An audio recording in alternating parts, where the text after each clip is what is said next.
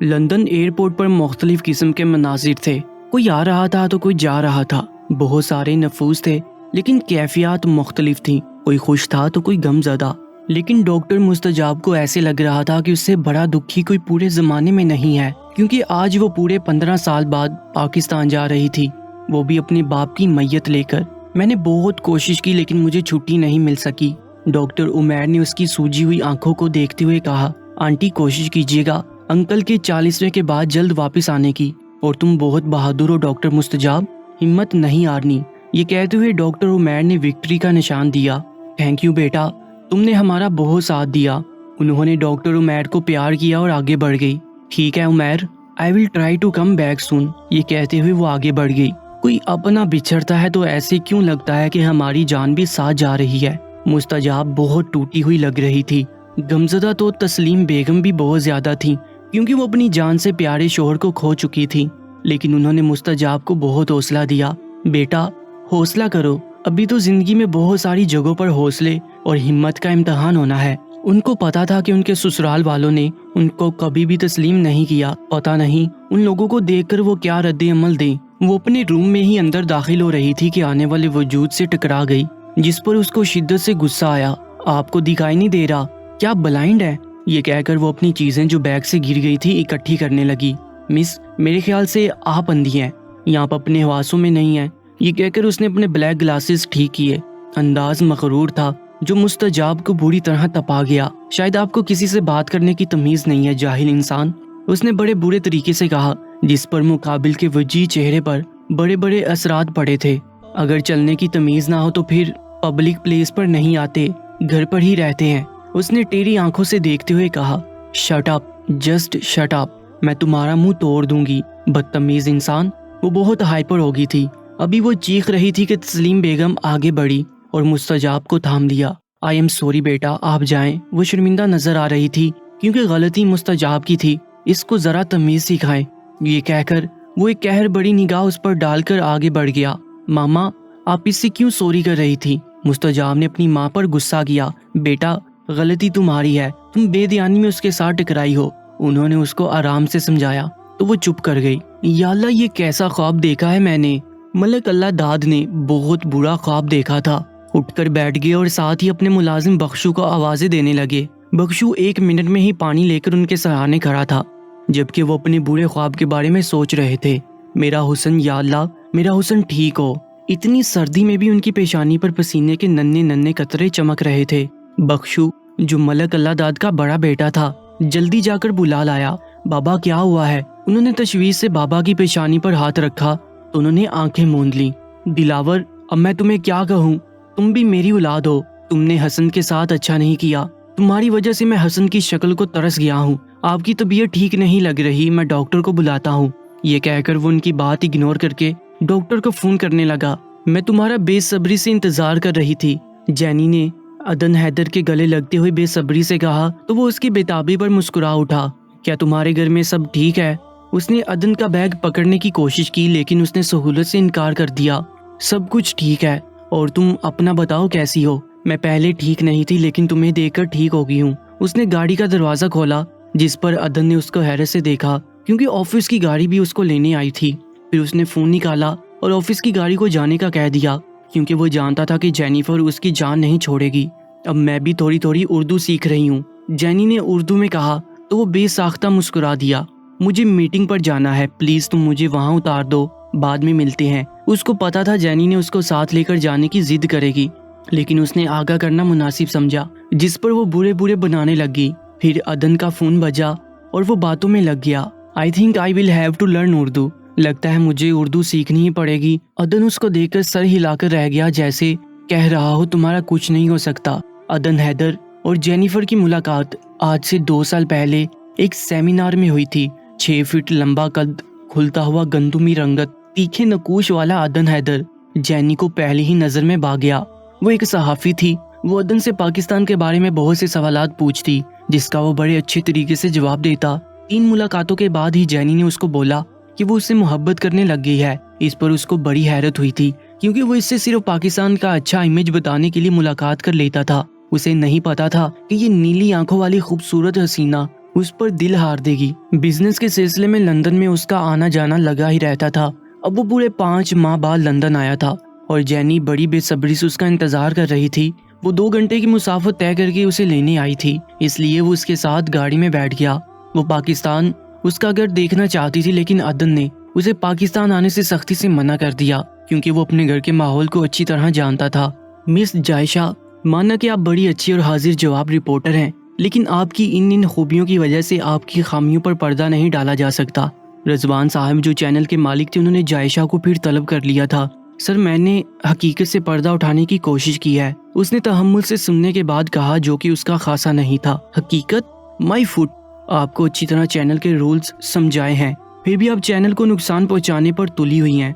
उन्होंने दारते हुए टेबल पर हाथ मारा तो जायशा का भी सब्र जवाब दे गया। इससे पहले कि आप मुझे फायर करें, मैं आपको फायर करती हूँ। ये कहकर उसने अपना इस्तीफा जो अपने बैग में रखा था मेज पर रखा और दरवाजे की तरफ मुड़ी। 1 मिनट, मेरी बात सुनना जरा। एक मामूली रिपोर्टर मुझे कह रही है मैं आपको फायर करती हूँ। वाह वाह, उन्होंने तंजिया कहा। आपको फायर करती हूँ अपने हवस के ओहदे से? जरूरी तो नहीं कि हर दफा हम गरीब ही फायर हो। ये कहकर वो बाहर निकल गई। रिजवान साहिब उसकी बात पर पेचोताब खाकर रह गए। जब वो माँ बेटी मैयत लेकर गांव पहुंचे तो पूरे गांव में कहराम मच गया, क्योंकि मलक अल्लाहदाद का लाडला बेटा हसन गांव पहुंचा था, लेकिन मर कर। मलक अल्लाहदाद अपने बेटे को देखकर दिल पर हाथ रखकर बैठ गए। तुमने अपना वादा पूरा कर दिया मेरे लाल, तुमने कहा था कि अब तुम्हारी लाश ही इधर आएगी। वो हिचकियों में रो रहे थे। पूरा गांव अश्कबार था। मलक दिलावर को भी अपने भाई की लाश देखकर दचका लगा था, लेकिन जब उनकी नजर तस्लीम पर पड़ी तो गुस्से से मुट्ठियां बेंचने लगे। इस औरत की वजह से मेरा भाई हमसे दूर हुआ है, अब क्या हमारी बेबसी का तमाशा देखने आई हो? बड़े बुरे तरीके से रोती हुई तस्लीम बेगम को मुखातिब किया, जिस पर वो सर उठाकर उनको देखने लगी, लेकिन मुस्तजाब अपने आप को काबू में न रख सकी। ताया अब्बू, मेरी माँ से इस लहजे में बात मत करें। अगर पापा की वसीयत ना होती तो हम उनकी मैयत लेकर कभी भी इधर ना आते। उसने अपने आंसू साफ करके उनकी आंखों में आंखें डालकर कहा तो दिलावर मलिक की गोया सर पर लगी और तलवों पर बुझी। तुम्हारी इतनी हिम्मत कि तुम मुझसे इस लहजे में बात करो। अभी वो ये कह रहे थे कि मलिक अल्लाहदाद ने उनके कंधे पर हाथ रखा। दिलावर, होश से काम लो, बच्ची है, तुम अपने लहजे और अल्फाज को काबू में रखो। उन्होंने ये कहकर मुस्तजाब को अपने साथ लगा लिया तो वो फूट फूट कर रो दी। जाओ जाकर जनाजे के इंतजामात करो, मेरा बेटा आज रुखसत हो रहा है। ये कहकर वो फूट फूट कर रो दिए। आज जल्दी आ गई तुम, मैं खाना लगाती हूँ। अम्मा उसको देखकर उठी तो उसने हाथ पकड़कर बैठा लिया। अम्मा, नौकरी से जवाब दे आई हूँ मैं। उसको पता था कि अब माँ का लेक्चर शुरू होगा, इसलिए वो ज़हनी तौर पर तैयार थी। कितनी दफ़ा बोला है छोड़ दो ये सहाफत, लेकिन तुम पर तो कोई असर ही नहीं होता। कितनी दफ़ा बोला है कहीं और नौकरी कर लो, किसी स्कूल में पढ़ा लो, लेकिन तुम्हारे कान पर जूं नहीं रेंगती। उन्होंने उसकी ठीक ठाक क्लास ले ली थी, लेकिन वो जायशा ही क्या जिस पर कोई असर हो। अम्मा, मैं रवायती किस्म की सहाफत नहीं कर सकती, मैं जो है जैसा है वैसा ही दिखाऊंगी। अभी तो मामूली रिपोर्टर हूँ, देखना आपकी बेटी का कितना नाम होगा। गाल पर हाथ रखते हुए बड़ा फखरिया कहा गया था, जिस पर अम्मा की हंसी निकल गई। 1 महीने में 2 चैनल वालों ने तो निकाल दिया है, अभी भी जुनून नहीं उतरा। अम्मा, उड़ा ले मेरा मजाक, मैं भी हार नहीं मानूंगी, कभी भी नहीं। जायशा अपने जुनून के आगे कभी भी हथियार नहीं डालेगी, उसने बड़े अज़म से कहा तो अम्मा बस उसको देखकर रह गई। हसन अली का कुल्का खत्म हो चुका था, सारा गांव ताजियत के लिए आ जा रहा था। दिलावर मलिक सूबाई असम्बली के मेंबर थे, इसलिए बहुत सारी सियासी शख्सियात अफसोस के लिए आ रही थी। हसन अली और दिलावर मलिक 2 भाई थे, उनकी एक बहन थी जिसकी अपने चचा के घर शादी हुई थी। दोनों भाइयों में जमीन आसमान का फर्क था। हसन अली बहुत सुलझे हुए इंसान थे, गरूर उनमें बिल्कुल नहीं था, जबकि दिलावर मलिक बहुत अक्ल वाले इंसान थे। सूबाई असम्बली तक पहुंचने के लिए उन्होंने बहुत पापड़ बेले थे, हर जायज और नाजायज काम किया था। दिलावर मलिक की 3 औलादें थीं, 2 बेटी और 1 बेटी। बड़ा बेटा हसाम जो बिल्कुल उन पर गया था, उससे छोटी रबिया जिसकी अपने मामू के घर शादी हो चुकी थी। सबसे छोटा और लाडला बेटा अदन हैदर मलिक था, जिसको सियासत में कोई दिलचस्पी नहीं थी। वो अपना बिजनेस करता था, अपने बिजनेस के सिलसिले में लंदन गया हुआ था। वो अपनी मनमानी करने वाला इंसान था। दिलावर मलिक की बीवी भी नकचड़ी खातून थी। मुस्तजाब को वो भी बड़ी अजीब लगी, क्योंकि उनको देखकर उसके माथे पर बल पड़ जाते थे, जिसको मुस्तजाब ने बड़े अच्छे तरीके से नोट किया था। مستجاب اپنے دادا کے پاس بیٹھی ہوئی تھی کہ اچانک ان کی طبیعت خراب ہوگی۔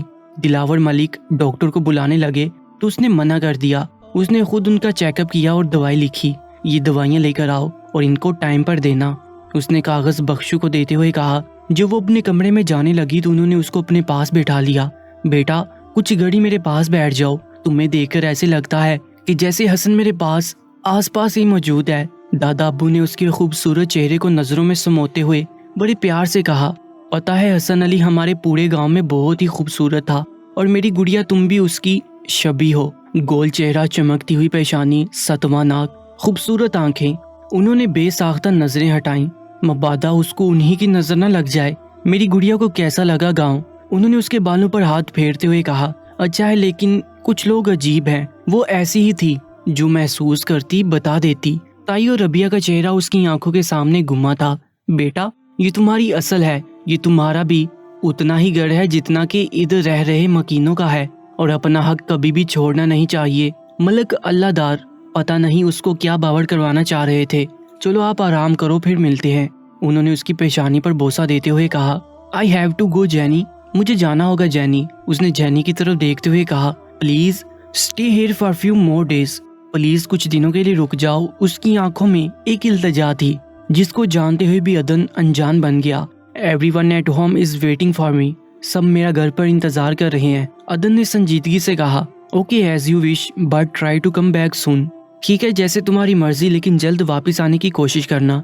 یہ کہہ کر وہ آگے بڑھی تو عدن نے اسے روک دیا۔ Please genie try to understand these things are not considered good in our culture، please جینی سمجھنے کی کوشش کرو، یہ چیزیں ہمارے کلچر میں اچھی نہیں سمجھی جاتی۔